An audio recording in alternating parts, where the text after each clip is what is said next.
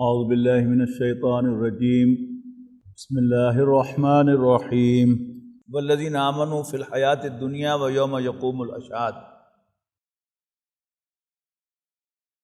یقیناً ہم مدد کریں گے اپنے پیغمبروں کی اور ایمان والوں کی دنیاوی زندگی میں بھی، ویوم یقوم الاشہاد، اور اس دن بھی جب گواہیاں قائم ہوں گی۔ یوم لا ینفع الظالمین معذرتہم، جس دن ظالموں کو معذرتیں کوئی فائدہ نہیں دیں گی۔ وَلَهُمُ اللعنۃ، اور ان پر پھٹکار ہوگی۔ وَلَهُمْ سُوءُ الدار، اور ان کے لیے بہت برا ٹھکانہ ہوگا۔ وَلَقَدْ آتَيْنَا مُوسَى الْهُدَىٰ، اور ہم نے موسیٰ کو ہدایت سے نوازا، یعنی تورات سے۔ وَأَوْرَثْنَا بنی اسرائیل الکتاب، اور ہم نے بنی اسرائیل کو کتاب کا وارث بنا دیا۔ جیسے ہم قرآن مجید کے وارث ہیں، اسی طرح بنی اسرائیل تورات کے وارث تھے۔ ھدی وذکریٰ لأولی الالباب، جو ہدایت اور نصیحت تھی صاف دل والوں کے لیے، سینسیبل لوگوں کے لیے۔ فاصبر ان وعد اللہ حق، اے نبی صبر کرو، بے شک اللہ کا وعدہ سچا ہے۔ یعنی اللہ کا ہر وعدہ سچا ہے، لیکن نبی اکرم صلی اللہ علیہ وسلم سے جب یہ کہا جاتا ہے مکی صورتوں میں کہ اللہ کا وعدہ سچا ہے، یہ وعدہ کیا ہے؟ کہ ہم تمہیں کامیابی سے ہمکنار کریں گے۔ اگر آپ مکے کے ماحول میں اپنے آپ کو لے جائیں تو آپ صاف اس نتیجے تک پہنچیں گے کہ دور دور تک کامیابی کا کوئی امکان نہیں۔ کوئی نبی اکرم صلی اللہ علیہ وسلم کی بات سننے کو تیار نہیں۔ جن کے دل میں بات جاتی بھی ہے وہ ڈرتے ہیں قریش کے تشدد سے، سرداروں کے تشدد سے۔ ہجرت حبشہ ہو چکی، ہجرت مدینہ کی تیاریاں ہیں، دور دور تک کوئی امکان نظر نہیں آتا، اور کوئی سوچ بھی نہیں سکتا تھا کہ صرف 21 سال کی جد و جہد کے بعد نبی اکرم صلی اللہ علیہ وسلم مکہ مکرمہ میں فاتح کی حیثیت سے داخل ہوں گے، اور آپ کو مکہ مکرمہ ہی نہیں بلکہ پورے عرب کا اقتدار ملے گا۔ لیکن وہ ملا۔ لیکن یہ جو نبی اکرم صلی اللہ علیہ وسلم سے کہا جاتا ہے کہ صبر کرو، برداشت کرو، ڈٹے رہو، ان وعد اللہ حق، بے شک اللہ کا وعدہ سچا ہے۔ صبر جو ہے یہ انگریزی کے 2 ایکسپریشنز کو کور کرتا ہے۔ ایک پیشنس وہ صبر ہوتا ہے جو کسی واقعے کے پیش آنے کے بعد ہوتا ہے۔ کسی کا بیٹا فوت ہو گیا، اب وہ روئے پیٹے یا چپ رہے، بچہ واپس آنے والا نہیں ہے۔ ایک ہے پرسیورنس یا اسٹیڈ فاسٹنس، یہ بھی صبر ہے۔ یہ صبر کون سا ہے کہ کسی کو تھریٹ کیا جاتا ہے کہ تم میری لائن پر چلو، میرا ساتھ دو، یہ غلط کام کرو ورنہ ہم تمہارے بیٹے کو مار دیں گے۔ اور یہ عام طور پر جو دیانتدار آفیسرز ہوتے ہیں ان کو یہ تھریٹ ہمیشہ پیش آتا رہتا ہے، یعنی ان کو سرنڈر کرانے کے لیے اور ان کو اپنا ہم نوا بنانے کے لیے، اپنا اعلی کار بنانے کے لیے مختلف مافیاز یہ تھریٹ کرتے رہتے ہیں۔ اب کیا ہے کہ وہ افسر ثابت قدم رہے، ڈٹا رہے کہ نہیں میں وہی کروں گا جس کو میں درست سمجھتا ہوں۔ تو یہ کیا ہے؟ اس کی اسٹیڈ فاسٹنس ہے۔ جسے کہا تھا نا کہ not gold but only men can make a people great and strong, men who for truth and honour sake steadfast and suffer. تو نبی اکرم صلی اللہ علیہ وسلم اور آپ کے ساتھیوں نے اسٹیڈ فاسٹ کیا، استقامت دکھائی، ڈٹے رہے، اور بہرحال انہوں نے جان اور مال کے نقصان برداشت کیے، تشدد برداشت کیا۔ گھر چھوڑنا، ہجرت کرنا کوئی آسان تو نہیں ہوتا، لیکن بہرحال انہوں نے گھر بار چھوڑے کس لیے؟ کہ نبی اکرم صلی اللہ علیہ وسلم کا ساتھ دیا۔ اب اس ساری جماعت کی جو لیڈرشپ ہے وہ نبی اکرم صلی اللہ علیہ وسلم کے ساتھ ہے، اور لیڈر کو سب سے زیادہ ہمیشہ دبایا جاتا ہے، پریس کیا جاتا ہے کہ تاکہ وہ سرنڈر کرے اس لیے کہ اگر وہ سرنڈر کر جاتا ہے تو پھر سارے کام سیدھا ہو جاتا ہے۔ تو خاص طور پر نبی اکرم صلی اللہ علیہ وسلم کو واحد کے صیغے میں کہا جا رہا ہے فصبر، تو آپ صبر کیجئے، آپ ڈٹے رہیے، ان وعد اللہ حق، بے شک اللہ کا وعدہ سچا ہے، واستغفر لذنبک، اور اپنے گناہوں کی معافی مانگ۔ ذنب کہتے ہیں ایکچولی سم تھنگ شارٹ کو، دم کو بھی کہتے ہیں، یعنی جو کمی کوتاہی ہوتی ہے اس کو گناہ کہتے ہیں۔ جو اللہ کے نیک بندے ہیں وہ ہر وقت اپنے اندر یہ محسوس کرتے رہتے ہیں کہ نہیں، ہم نے اپ ٹو دی مارک نہیں کیا، حق تو یہ ہے کہ حق ادا نہ ہوا۔ محاورہ ہے عربی کا کہ حسنات الابرار سیئات المقربین، جو عام نیک لوگوں کی نیکیاں ہوتی ہیں وہ اللہ کے جو مقرب بندے ہیں، اللہ کے ساتھ خاص تعلق رکھنے والے، ان کے ریفرنس سے وہ برائیاں ہوتی ہیں۔ یعنی وہ ہر وقت محسوس کرتے ہیں کہ نہیں، حق تو یہ ہے کہ حق ادا نہ ہوا، اور مجھے اللہ تعالیٰ کے لیے محنت کرنی چاہیے، کام کرنا چاہیے، مجھے اور استقامت دکھانی چاہیے۔ تو وہ فیلنگ تو ہے، اس پر نبی اکرم صلی اللہ علیہ وسلم سے کہا جا رہا ہے، یعنی ہمارے ریفرنس سے جو گناہ ہیں وہ تو کوئی نبی کر ہی نہیں سکتا، ہو ہی نہیں سکتے، اللہ تعالیٰ نے پروٹیکٹ کیا ہوا ہے۔ لیکن بہرحال اللہ کے نیک بندے کی، انبیاء کرام کی بھی، اور جو اللہ کے مقرب بندے ہیں ان کی یہ فیلنگ ہوتی ہے کہ we are not doing up to the mark. تو وہ کیا ہے؟ وہ کمی کوتاہی ہے جس پر کہا گیا کہ جب تم فیل کرو اللہ سے معافی مانگو۔ یعنی اللہ تعالیٰ تو بار بار کہہ رہا ہے، پچھلی صورت میں ہم پڑھ کے آئے ہیں کہ ان اللہ یغفر الذنوب جميعا، بے شک اللہ تعالیٰ سب کے سب گناہوں کو معاف کر دیتا ہے۔ وہ تو کبیرہ گناہوں کو بھی معاف کرتا ہے، اور عام آدمیوں کے جو بڑے بڑے بلنڈرز ہیں ان سے درگزر کرتا ہے۔ تو انبیاء کرام جو فیل کر رہے ہیں کہ ہمارے اندر کچھ کوتاہی رہ گئی، ہم اللہ تعالیٰ کی بندگی کا حق ادا نہیں کر سکے، ہم ایسا نہیں کر سکے، ویسا نہیں کر سکے، تو معافی مانگے اللہ تعالیٰ سے۔ تو واستغفر لذنبک، اور اللہ سے گناہوں کی معافی مانگ، وسبح بحمد ربک بالعشی والابکار، اور صبح و شام اپنے رب کی تسبیح کرتا ہے۔ یعنی اللہ تعالیٰ کو یاد رکھنا، اللہ تعالیٰ کو یاد کرنا، اس کی تسبیح کرتے رہنا، یہ کیا ہے؟ انسان کی بہت سی کمیوں اور کوتاہیوں کو وہ کمپنسیٹ کر دیتا ہے، ان کا ازالہ ہو جاتا ہے۔ ان الذین یجادلون فی آیات اللہ بغیر سلطان اتاہم، یقیناً وہ لوگ جو اللہ کی نشانیوں کے بارے میں جھگڑتے ہیں بغیر دلیل کے، جو ان کے پاس آئی ہو، ان فی صدورہم الا کبر، اصل میں ان کے دلوں میں ایک کبر ہے، ما ہم ببالغی، جس تک وہ پہنچ نہیں پائیں گے۔ یعنی تکبر اصل میں ہے کیا؟ اپنے آپ کو بڑا سمجھنا۔ انسان جتنا بھی بڑا ہو جائے، وہ پاکستان کا وزیر اعظم بن جائے، یہاں تک کہ امریکہ کا وزیر اعظم صدر بن جائے، کتنا بڑا ہو گیا؟ وہ اپنے آپ کو بڑا سمجھے گا، لیکن بڑا ہے تو نہیں۔ تو ان کے دلوں میں ایک تکبر ہے، بڑائی ہے، جس کو وہ کبھی بھی اٹین نہیں کر سکیں گے۔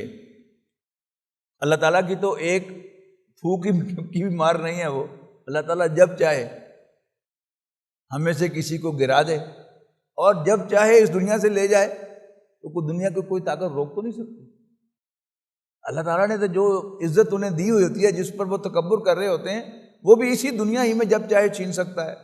وہ جو سورۃ آل عمران میں کہا گیا کہ قل اللہم مالک الملک تؤتی الملک من تشاء وتنزع الملک ممن تشاء، اے نبی کہیے، اے بادشاہی کے مالک، تو جسے چاہتا ہے بادشاہی عطا کرتا ہے، اور جس سے چاہتا ہے بادشاہی چھین لیتا ہے، اور جسے چاہتا ہے عزت دیتا ہے، جسے چاہتا ہے ذلت دیتا ہے۔ یہ ہماری چھوٹی چھوٹی عزتیں جن کو ہم سمجھتے ہیں کہ شاید واقعی ہم اس کی بنیاد پر بڑے ہو گئے ہیں، ہماری کوئی حیثیت نہیں ہے۔ اللہ تعالیٰ ہی نے وہ عزت دی ہے، اللہ تعالیٰ ہی نے وہ مرتبہ دیا ہے، اور وہی اللہ جس نے وہ مرتبہ دیا ہے، وہ عزت دی ہے، وہ ہمیں ایک سیکنڈ میں ذلیل بھی کر سکتا ہے۔ اور ذلت کے لیے ضروری نہیں ہے، اول تو ظاہر بات ہے کہ ہم میں سے کوئی آدمی 100% دھویا ہوا اور 100% درست نہیں ہے۔ میں اگر آپ کے سامنے ایکسپوز ہو جاؤں تو میں آپ کو منہ دکھانے کے قابل نہیں رہوں گا. آپ میرے سامنے ایکسپوز ہو جائیں گے، ایک دوسرے کے سامنے ایکسپوز ہو جائیں گے تو ہم ایک دوسرے کو منہ دکھانے کے قابل نہیں ہوں گے. یہ ہے کل ہماری اوقات. تو اللہ تعالیٰ جب چاہے وہ ہمارے وہ سیکرٹس جو ہیں ان کو ریویل کر سکتا ہے اور ہماری عزت خاک پہ مل سکتی ہے. اور کوئی ایسی چیز جو ہے جو ہم نے کی بھی نہ ہو اور وہ بھی ہمارے کھاتے میں ڈال دی جائے، اس میں بھی کوئی دیر لگتی ہے. ہم میں سے ہر شخص کے کچھ چاہنے والے بھی ہیں، کچھ دشمن بھی ہیں. اور وہ دشمن جو ہے وہ کوئی ایسی چیز ہماری طرف منسوب کر دے تو ایک دفعہ تو ساری عزت وغیرہ جو ہے وہ ہوا ہو جائے گی، خاک میں مل جائے گی، ہماری کوئی حیثیت نہیں ہے. اللہ تعالیٰ نے آج ہمیں جو کچھ دیا ہے وہ بھی اسی کا دیا ہوا ہے، اور جب تک وہ دینا چاہے گا دے گا، اور جب وہ چھیننا چاہے گا تو ہماری کوئی حیثیت نہیں، کوئی طاقت نہیں ہے کہ ہم اس کو ریٹین کر سکیں.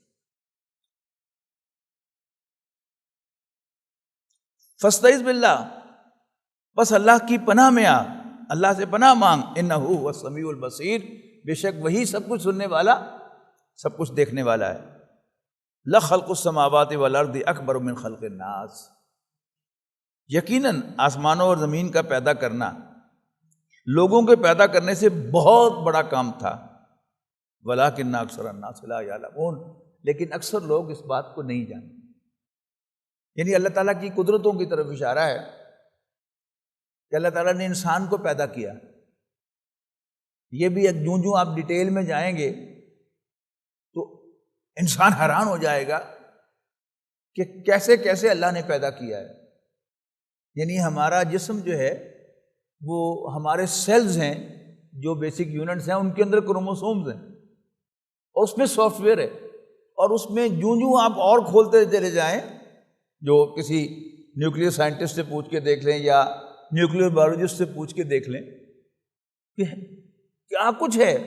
یہ ابھی تو ہم سیل کو بھی اسٹڈی نہیں کر سکے، لیکن وہ سب کچھ جو ہے وہ ہو رہا ہے. ایک اتنی سی چیز وہ اس میں وہ بیماری ہے اور وہ ہے، سارا کچھ اللہ تعالیٰ کر رہا ہے.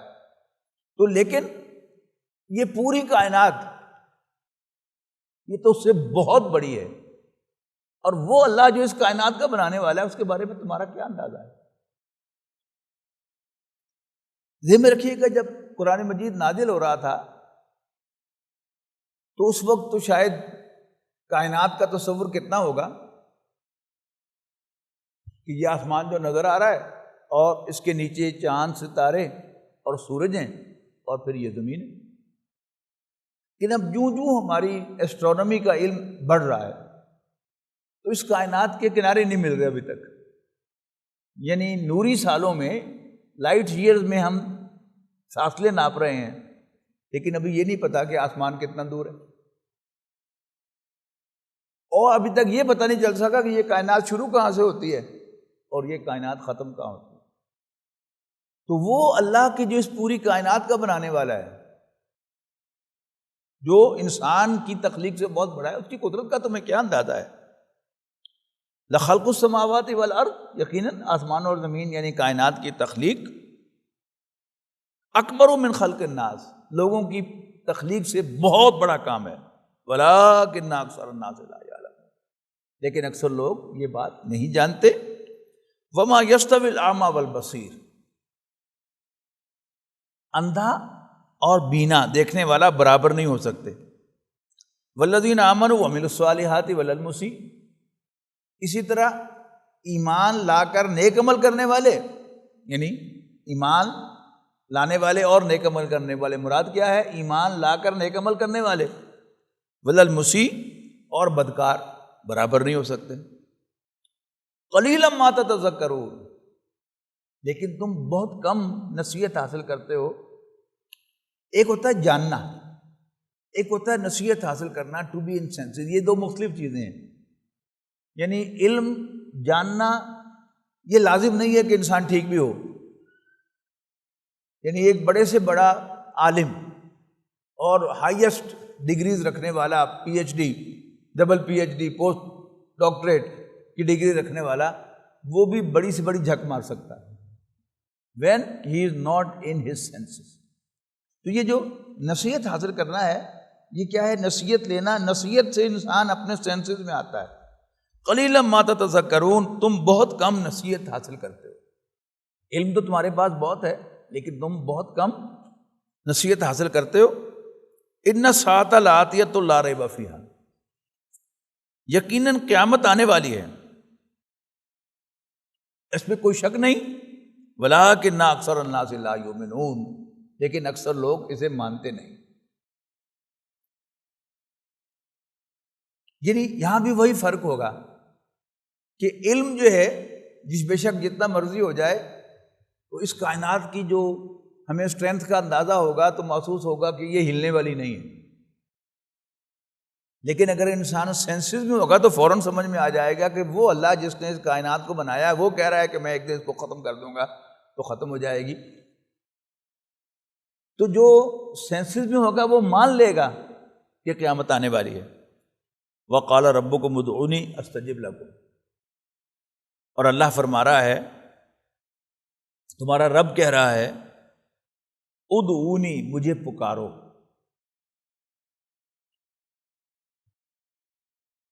استجب لکم، میں تمہیں ریسپونڈ کروں گا۔ یعنی ہم میں سے بڑے سے بڑا آدمی جب اس سے مانگا جاتا ہے تو وہ ذرا کچھ آکورڈ محسوس کرتا ہے، وہ ہیلپ کرتا ہے لوگوں کی، لیکن اس سے ہٹ کر کوئی مانگنے آ جاتا ہے تو اس کو آکورڈ لگتا ہے، کل بھی تو دیتا تھا، پہلے بھی تمہاری اتنی مدد کی ہے۔ لیکن اللہ تعالیٰ کی شان جو ہے اس اعتبار سے بالکل مختلف ہے کہ وہ انوائٹ کرتا ہے کہ آؤ مانگو مجھ سے۔ وہ جو حدیث میں آتا ہے کہ رات کی آخری پہر اللہ تعالیٰ پہلے آسمان پر نزول کرتا ہے، اب یہ کیا ہے یہ بھی اللہ ہی جانتا ہے کہ اس کا نزول کیسا ہے، اور وہ آواز لگاتا ہے کوئی مانگنے والا کہ میں اسے دے دوں، ہے کوئی بخشش طلب کرنے والا، معافی مانگنے والا کہ میں اس کے معاف کر دوں، اور اس طرح کی 3-4 چیزیں، ہے کوئی توبہ کرنے والا کہ میں اس کی توبہ قبول کر لوں۔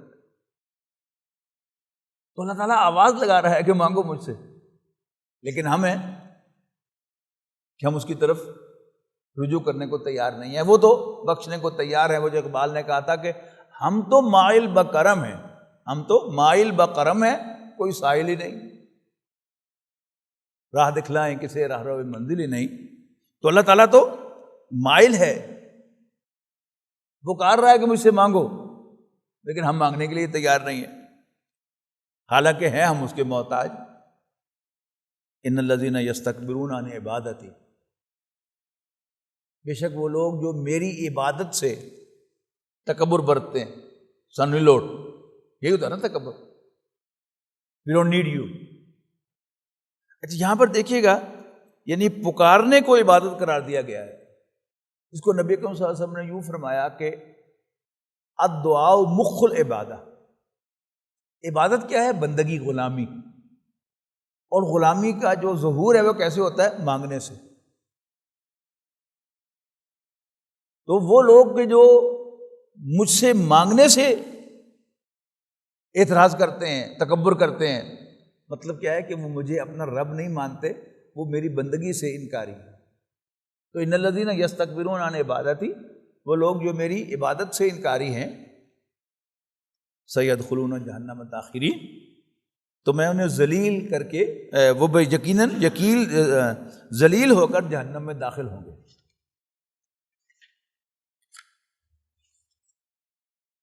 اللہ الذی جعل لکم اللیل لتسکنوا فیہ والنہار مبصرا، اللہ تعالیٰ ہی تو ہے کہ جس نے تمہارے لیے رات بنائی تاکہ تم اس میں آرام کرو، والنہار مبصرا، اور اس نے دن کو روشن بنایا تاکہ تم اس میں کام کرو۔ ان اللہ لذو فضل علی الناس، بے شک اللہ تعالیٰ تو اپنے بندوں پر بہت عنایتیں کرنے والا ہے۔ فضل جو ہے یہ کیا ہوتی ہے؟ عنایت، یعنی فاضل کسے کہتے ہیں؟ ایڈیشنل کو۔ اللہ تعالیٰ ہمیں دنیا میں جو کچھ دیتا ہے یہ ہمارا حق نہیں ہے، یہ اللہ تعالیٰ کی دین ہے، اس کی بخشش ہے، اس کی عنایت ہے، اس کا فضل ہے۔ جیسے گریس مارکس ہوتے ہیں نا، گریس مارکس حق نہیں ہوتے. 45 نمبر میں سیکیور کرتا ہوں اور یونیورسٹی مجھے 5 نمبر دیتی ہے تاکہ میں پاس ہو جاؤں کہ پاسنگ مارکس 50% ہے، تو یہ 5 کیا کہلاتے ہیں؟ گریس مارکس کہلاتے ہیں. تو فضل کا اصل ترجمہ بھی انگلش ٹرانسلیشن میں آپ دیکھیں گے وہ گریس ہے. واللہ ذو فضل، اللہ از گریسفل. وہاں گریس جو ہے وہ طور کے معنوں میں نہیں ہے، وہ یہ ہے کہ جو عنایت کرنے والا ہے، دینے والا ہے. ان اللہ لذو فضل علی الناس، بے شک اللہ تعالیٰ بندوں پر عنایت کرنے والا ہے. ولکن اکثر الناس لا یشکرون، لیکن اکثر لوگ شکر ادا نہیں کرتے. اب آپ شروع ہو جائیں. اللہ نے مجھے وجود بخشا، کیا میرا حق تھا؟ نہیں. اللہ تعالیٰ نے مجھے صحیح سلامت پیدا کیا، میرا حق تھا؟ نہیں. اس نے مجھے آنکھیں دیں، میرا حق تھا؟ نہیں. مجھے کان دیے، میرا حق تھا؟ نہیں. اس نے مجھے زبان دی، میرا حق تھا؟ نہیں. اس نے مجھے پاؤں دیے چلنے کو، میرا حق تھا؟ نہیں. اس نے مجھے ہاتھ دیے پکڑنے کو، میرا حق تھا؟ نہیں. اس نے مجھے ایک اچھی ایکسیپٹیبل شکل عطا فرمائی، کیا میرا حق تھا؟ نہیں. تو یہ سب کیا ہیں؟ یہ اللہ تعالیٰ کی عنایتیں ہیں. یعنی اگر ہم اس کو حق مانیں تو پھر نابینا جو ہے اس پر زیادتی شمار ہوگی. اللہ تعالیٰ زیادتی نہیں کرتا. بہرا جو ہے معلوم ہوگا کہ اللہ تعالیٰ نے اس کا حق ادا نہیں کیا، حق نہیں دیا، اللہ نے زیادتی کی. اللہ تعالیٰ تو زیادتی نہیں کرتا. تو کچھ بھی ہمارا حق نہیں تھا، اللہ تعالیٰ نے ہمیں عطا کیا. پھر اس دنیا میں اللہ تعالیٰ نے ہمیں عزت دی، مقام دیا، فائنینشلی ہمیں اسٹرانگ بنایا. یہ سب کیا ہے؟ اللہ تعالیٰ کی عنایتیں ہیں. اس میں قدم قدم پر شیخ سعدی تو فرماتے ہیں نا کہ ہر سانس پر انسان کے اوپر اللہ کے 2 شکر واجب ہیں. ایک انہیل کرنے پر کہ تازہ ہوا اندر گئی، اور دوسرا ایکسہیل کرنے پر کہ گندی ہوا باہر نکلی. ان میں سے کوئی ایک فنکشن جو ہے وہ ڈسٹرب ہو جائے تو میں نے نو پڑی. جو ہم قدم بقدم چلتے ہیں اللہ تعالیٰ چلا رہا ہے ہمیں. اور اگر اللہ تعالیٰ ہمارا بیلنس آؤٹ کر دے کہ کتنی دیر لگتی ہے. ہم سب نے کم سے کم زندگی میں ایک تجربہ ضرور کیا ہوا ہے کہ یہ بیلنس ہو گئے، گر پڑے. تو ان سب پر کیا ہے؟ اللہ تعالیٰ کا شکر ہے جو کہ ہمیں کرتے رہنا چاہیے. اللہ تعالیٰ کا وعدہ کیا ہے کہ لئن شکرتم لازیدنکم، سورہ ابراہیم میں آیت آئی ہے، یقیناً تم اگر شکر ادا کرو گے ہم تمہیں اور دیں گے. وَلَئِن كَفَرْتُمْ إِنَّ عَذَابِي لَشَدِيدٌ، اور یہ بھی یاد رکھنا اگر تم نے ناشکری کی تو پھر میرا عذاب بھی بڑا سخت. اور 5ویں پارے کی آخری آیت ہے مَا يَفْعَلُ اللَّهُ بِعَذَابِكُمْ، اللہ تمہیں عذاب دے کر کیا کرے گا؟ ان شکرتم وآمنتم، اگر تم شکر گزار بن جاؤ اور ایمان لے آؤ. اللہ اتنی سی بات ہے ساری. تو وَلَٰكِنَّ أَكْثَرَ النَّاسِ لَا يَشْكُرُونَ، لیکن اکثر لوگ شکر ادا نہیں کرتے. اب اس میں نوٹ کیجئے گا کہ سورہ یونس کی، جیسے میں نے آپ کو بار بار وہ آیت سنائی ہے نا کہ ان سے پوچھو کہ بھلا تمہیں آسمان اور زمین سے رزق کون دیتا ہے، کس کے کنٹرول میں ہیں تمہارے کان اور تمہاری آنکھیں، کون مردہ کو زندہ سے مردہ کو پیدا کرتا ہے، اور کون کاموں کی تدبیر کرتا ہے، تو کہیں گے اللہ. پھر کہا گیا فَقُلْ أَفَلَا تَتَّقُونَ، پھر ان سے پوچھو کہ اس سے ڈرتے کیوں نہیں ہو. فَذَلِكُمُ اللَّهُ رَبُّكُمُ الْحَقُّ، پھر یہی اللہ تمہارا حقیقی رب ہے. آپ کو یاد ہوگا کہ جو پہلا میرا آپ حضرات سے انٹریکشن ہوا تھا، جمعے کا خطاب میں نے کیا تھا، اس میں آپ کے سامنے میں نے یہی مضمون بیان کیا تھا کہ اللہ ہمارا رب ہے. اور یہ کتنا خوبصورت ایکسپریشن ہے کہ آپ تنہائی میں بیٹھ کے صرف یہ کہیں، دل میں کہیں، زبان سے بھی نہ کہیں کہ اللہ میں تیرا بندہ ہوں، تو میرا رب ہے، تو میرا رب ہے، میں تیرا بندہ ہوں.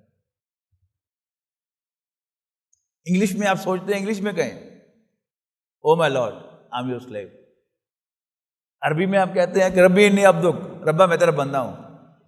آپ کو اتنا لطف آئے گا اس بات کو بار بار دہرا کر کہ شاید آپ نے اتنا کبھی انجوائے نہیں کیا ہوگا کہ آپ کو ایک فیلنگ ہوئی کہ میں رب العالمین کا بندہ ہوں، تمام جہانوں کے رب کا بندہ ہوں. یعنی ملز کے اندر ایک آدمی جو نسبت رکھتا ہوتا ہے نا میاں صاحب کے پاس، یہ میاں صاحب کا بندہ ہے، وہ بڑا کمفرٹیبلی پوری مل کے اندر گھومتا ہے. کیوں؟ وہ یہ سمجھتا ہے کہ میں میاں صاحب کا بندہ ہوں. جب ہم میں سے کسی کو یہ احساس واقعتاً ہو جائے گا کہ میں رب العالمین کا بندہ ہوں تو اس کی ٹور بھی دیکھنے والی ہوگی. وہ کسی کے سامنے جھکے گا نہیں، کسی کے سامنے ہاتھ نہیں پھیلائے گا اللہ کے سوا، کسی سے ڈرے گا بھی نہیں. تو اب بار بار اس صورت میں اب آئے گا یہی اللہ تمہارا رب ہے. ذالکم اللہ ربکم. کیا فرمایا کہ ولیکن اکثر الناس لا یشکرون، لیکن اکثر لوگ شکر ادا نہیں کرتے. ذالکم اللہ ربکم خالق کل شیء. یہی اللہ جو ہر چیز کا پیدا کرنے والا ہے، وہی تمہارا رب ہے، وہی تمہارا مالک ہے. لا الہ الا ہو، اس کے سوا کوئی عبادت کے لائق نہیں ہے. فَأَنَّىٰ تُؤْفَكُونَ. پھر تم کہاں سے پھیرے جاتے ہو؟ یعنی انسان اللہ تعالیٰ کی ان تمام نعمتوں کو دیکھ کر، پہچان کر، فیل کرنے کے باوجود پتہ نہیں کیسے گم ہو جاتا ہے، پتہ نہیں کون سے اس کو پھیر دیتا ہے کہ وہ اللہ تعالیٰ کو اپنا رب ماننے کو تیار نہیں ہوتا. كَذَلِكَ يُؤْفَكُ الَّذِينَ كَانُوا بِآيَاتِ اللَّهِ يَجْحَدُونَ. اسی طرح وہ لوگ بھٹکائے گئے جو اللہ کی آیات کا انکار کرتے رہے ماضی میں. اللہ الذی جعل لکم الارض قرارا. اللہ تعالیٰ ہی تو ہے جس نے زمین کو تمہارے لیے ٹھہرنے کی جگہ بنایا. والسماء بناء، اور آسمان کو چھت بنایا. وصورکم، اور تمہیں شیپس دی. فاحسن صورکم، کیا خوبصورت شیپس دی تمہیں. ورزقکم من الطیبات، اور تمہیں پاکیزہ چیزوں میں سے رزق عطا کیا، کھلایا. ذالکم اللہ ربکم، یہی اللہ تمہارا رب ہے. فتبارک اللہ رب العالمین. تو بڑا بابرکت ہے اللہ تمام جہانوں کا رب. هو الحی، وہی زندہ ہے. لا الہ الا ہو، اس کے سوا کوئی عبادت کے لائق نہیں ہے. فدعوہ مخلصین لہ الدین، بس اسی کو پکارو مخلصین لہ الدین. دین کو، اپنی زندگی کو، اپنی تمام جو بھی ایکٹیویٹیز ہیں ان میں اسی کو خالص کرتے ہوئے. فدعوہ، اس کو پکارو. یعنی یہاں بھی عبادت کا قائم مقام بنایا گیا ہے عبادت کو، اس کو پکارنے کو. یعنی عبادت کا حاصل، عبادت کا پروف، بندگی کا پروف کیا ہے؟ مانگنا. کہ جو شخص صرف اللہ سے مانگتا ہے وہ واقعتاً اللہ کو اپنا رب سمجھتا ہے اور کسی اور کو اپنا مالک نہیں سمجھتا، اپنا حاجت روا، مشکل کشا نہیں سمجھتا. تو فرمایا والحی لا الہ الا ہو، وہی زندہ ہے ہمیشہ سے، ہمیں رہے گا، اس کے سوا کوئی عبادت کے لائق نہیں ہے. فدعو، لہذا اسی کو پکارو. مخلصین لہ الدین، دین کو اسی کے لیے خالص کرتے ہوئے. اب یہ جو الفاظ ہے مخلصین لہ الدین، یہ پچھلی صورت سے چلا آ رہا ہے نا مضمون، بار بار اس میں آ رہا ہے. اس سے الا للہ الدین الخالص، آگاہ ہو جاؤ کہ دین خالص صرف اللہ کا ہے. الا للہ الدین الخالص فدعوہ مخلصین لہ الدین. اب اس کو پکارنے کے بعد ہو رہی ہے بس اسی کو پکارو، دین کو، اپنی زندگی کی تمام ایکٹیویٹیز کو اسی کے لیے خالص کرتے ہوئے. تم اللہ کا کہنا مانتے رہو، اللہ تعالیٰ تمہاری ٹیک کیئر کرتا رہے گا، اور اس کو پکارتے رہو. الحمدللہ رب العالمین، ساری حمد اللہ رب العالمین کے لیے ہے. قل انی نہیت ان اعبد الذین تدعون من دون اللہ. اے نبی اعلان کر دو، کہہ دو کہ مجھے منع کیا گیا ہے اس سے کہ میں پکاروں ان کو اللہ کو چھوڑ کر، جن کو تم پکارتے ہو اللہ کو چھوڑ کر. مجھے منع کیا گیا ہے کہ میں عبادت کروں ان کی جنہیں تم پکارتے ہو اللہ کو چھوڑ کر. یہاں بھی دیکھیے کہ ایک طرف عبادت، ایک طرف پکارنا، تو پھر یہی یعنی سبسٹیٹیوٹ کے طور پر آ گیا کہ اصل میں پکارنا ہی اصل عبادت ہے. الدعاء هو العبادہ، حدیث کے الفاظ ہیں کہ دعا ہی عبادت ہے. قل انی نہیت ان اعبد الذین تدعون من دون اللہ لما جانی البینات من ربی.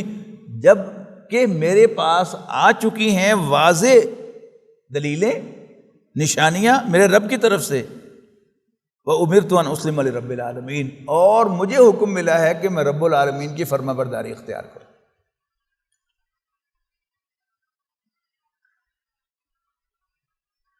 هو الذی خلقکم من تراب، وہی تو ہے جس نے تمہیں مٹی سے پیدا کیا، ثم من نطفۃ، پھر اس نے ایک بوند سے پیدا کیا، ثم من علقۃ، پھر جمے ہوئے خون سے پیدا کیا، ثم یخرجکم طفلا، پھر وہ تمہیں نکالتا ہے ایک بچے کی حیثیت سے، ثم لتبلغوا اشدکم، پھر تم اپنی جوانی کو پہنچتے ہو، ثم لتکونوا شیوخا، پھر بوڑھے ہو جاتے ہو۔ اب یہ کیا ہے؟ ان میں سے کوئی چیز یہ ہے، یہ کوئی سائنٹیفک انفارمیشن نہیں دی جا رہی۔ یہ آیات جو ہوتی ہیں یہ انفارمیٹیو نہیں ہوتی، عام طور پر ہم انہیں انفارمیٹیو سمجھتے ہیں۔ یہ ایک عام کامن سینس کی باتیں ہیں جو ہر شخص کو معلوم ہے۔ یعنی مکے میں قرآن نازل ہو رہا تھا، مکے کے لوگ بھیڑ بکریاں بھی پالتے تھے، اونٹ بھی پالتے تھے، ان کی اونٹنیاں، ان کی بھیڑ بکریاں ابورٹ بھی کرتی تھیں، ارلی ابورشن میں خون نکلتا تھا، ذرا لیٹ ہو جائے تو خون کے لوتھڑے نکلتے تھے، یہ جمع ہوا خون ہے۔ خود ان کی اپنی عورتوں کے مس کیریج ہوتے تھے، اس میں بھی ان کی یہ آبزرویشن تھی کہ ایک سٹیج یہ ہے کہ جمع ہوا خون، اور پھر وہی جمع ہوا خون جو ہے کیا اختیار کرتا ہے، شکل دوسری اختیار کر لیتا ہے، جو آپ ایک سرٹن سٹیجز میں گزر کر بچہ بن جاتا ہے۔ دے آل نیو دس، یہ کوئی انفارمیشن نہیں ہے۔ اصل بات اس کے آگے ہوتی ہے کہ وہی تھا جس نے تمہیں مٹی سے پیدا کیا۔ اب یہ مٹی سے پیدا کیا جائے، یہ بھی یعنی دونوں جو سورسز ہیں، یعنی بائبل میں جو سٹوری آئی ہے انسان کی تخلیق کی، وہ کیا ہے کہ اللہ نے مٹی اور پانی کو مکس کیا، ان کو گوندا اور آدم علیہ السلام کا پتلا بنایا اور اس میں پھونک ماری تو بھی مٹی۔ دوسرا ایولیوشن کا تصور ہے اس میں کہ وہ بھی کیا ہے کہ جہاں مٹی اور پانی کا ملاپ ہوتا ہے اور کافی دیر رہتا ہے اور وہ سن جاتا ہے تو اس میں ان آرگینک سے آرگینک کی طرح کنورشن ہو جاتی ہے، وہاں امیبا پیدا ہوتا ہے اور وہ پہلا جانور ہے، پھر اسی سے ایوالو ہوتے ہوتے ہوتے ہوتے ہوتے آخر میں انسان بن گیا۔ دونوں صورتوں میں یہ بات متفق علیہ ہے کہ انسان مٹی سے بنا ہے، کوئی نئی بات نہیں ہے۔ تو سائنس بھی متفق، اور جو نبی اکرم صلی اللہ علیہ وسلم تو خاموش ہے انسان کی تخلیق کے بارے میں، اس لیے کہ کیا بتاتے، لہذا آپ نے نہیں بتایا۔ لیکن آپ کوئی بھی تصور مانتے ہیں، وہ بائبل والا تصور مانتے ہیں تو بھی انسان مٹی سے بنا ہے، اور سائنس کو مانتے ہیں تو بھی انسان مٹی سے بنا ہے۔ تو هو الذی خلقکم من تراب ثم من نطفۃ، سب جانتے ہیں، ثم من علقۃ، پھر جمے ہوئے خون سے، ثم یخرجکم طفلا، اور پھر فائنلی وہ جمع ہوا خون کا وجود ختم ہو جاتا ہے۔ اگر ابارشن ہوتی ہے تو وہ جمع ہوا خون نکلتا ہے، اور اگر ایک ریگولر بچہ پیدا ہوتا ہے تو وہ جمع ہوا خون تو نہیں ہوتا، وہ تو وہی استعمال ہو گیا، اس نے وہ شکل اختیار کر لی۔ ثم یخرجکم طفلا، پھر وہ تمہیں نکالتا ہے ایک لڑکے کی حیثیت سے، بچے کی حیثیت سے، ثم لتبلغوا اشدکم، تاکہ تم اپنی جوانی کو پہنچو، پھر تم اپنے بڑھاپے کو پہنچو۔ ومنکم من یتوفی من قبل، اور تم میں سے کچھ اس سے پہلے ہی واپس بلا لیے جاتے ہیں، فوت ہو جاتے ہیں۔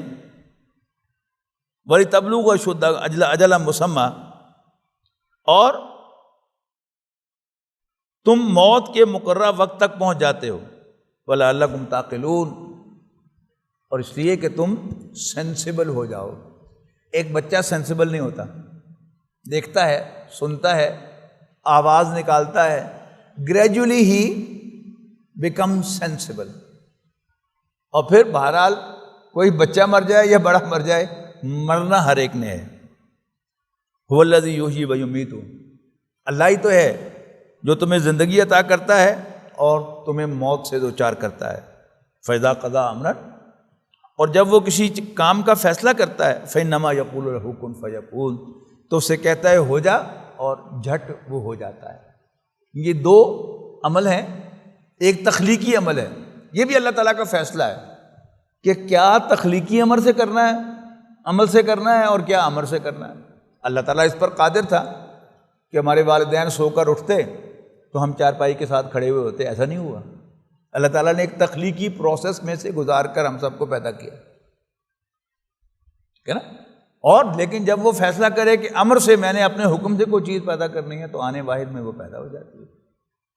تو یہ دونوں امکانات ہیں، دونوں کو ماننا ضروری ہے۔ اللہ تعالیٰ ہمیں قرآن مجید کو سمجھنے کی توفیق عطا فرمائے۔ آخر دعوانا الحمدللہ رب العالمین. بہت شکریہ.